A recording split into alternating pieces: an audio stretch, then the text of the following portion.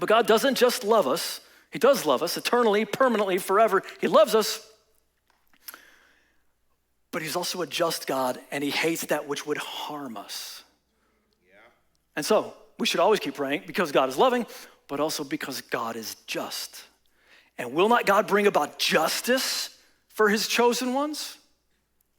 God is a God of justice, and he's concerned that this widow gets justice. He wrote it in the law, give her justice. The judge, the wicked judge, doesn't care if she gets justice or not, but God cares. We keep praying because God is not morally indifferent. God is morally concerned. See, God's justice means that God always sees what is right and wrong. God always does what is right. And God will never ultimately let sin and wickedness and evil have the final answer. It's imbalanced in his heart. He's like, no, I will righten this. I will bring about justice at the right time, especially for my people who keep on crying out. Sin will not get the final word. God will get the final word. And that means that God notices when you're treated unfairly at work. He notices when you did the right thing, but for some reason you were penalized for it. He noticed when the truth is, dude, it's unjust, but you're suffering for the sin of other people. God notices it.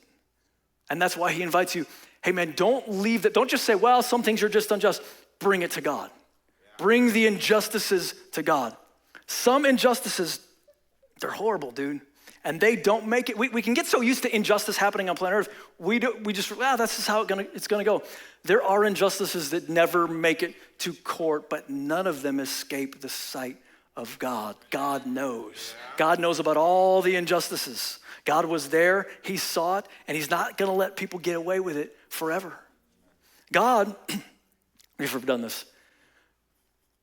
God keeps all the screenshots. You ever taken a screenshot because you're like, I don't trust that anyone's gonna remember that she said this, so I'm just gonna screenshot this thing right here, the date's on it. Or maybe you asked for time off and you got an email that said, yes, you have the time off, because someone later is gonna be like, why did you take off? Because I got this email right here, I took a screenshot, I got the receipts, I got the proof that it was real, because this doggone world, it messes with the story and it spins stuff and it tries to play things differently than they really are.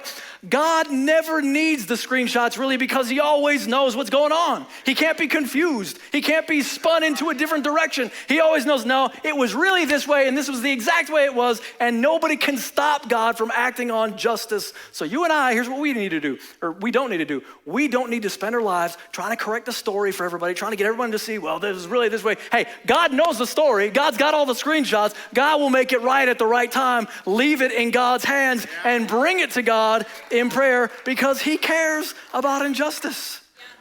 Sometimes you even just get like a bill in the mail and you're like, what's this bill, man? This is a lie. This is a scam somehow. Like, why am I getting this bill? Well, bring it to God. Bring the injustice to God. Maybe more tragically, you might see in the store, some child is being mistreated by their parents, just the way that they're talking to them. Well, you don't just have to watch it. You say, Judge of all heaven and earth, I'm asking you to sick yourself on this situation. I don't know how you're gonna do it, but bring righteousness and truth and Jesus and glory into it. When you've been mistreated, maybe you've been stereotyped again. God saw that.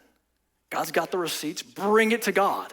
Let God handle it. Get God in on it. Sometimes we're asking, why hasn't God fixed this yet? And maybe sometimes, because he's waiting, he's like, I wanted you to always pray about this. Every day, bring me the injustices. Don't like decide, well, God's not gonna do nothing. Why don't you bring it to me and see if I'm gonna do something about it?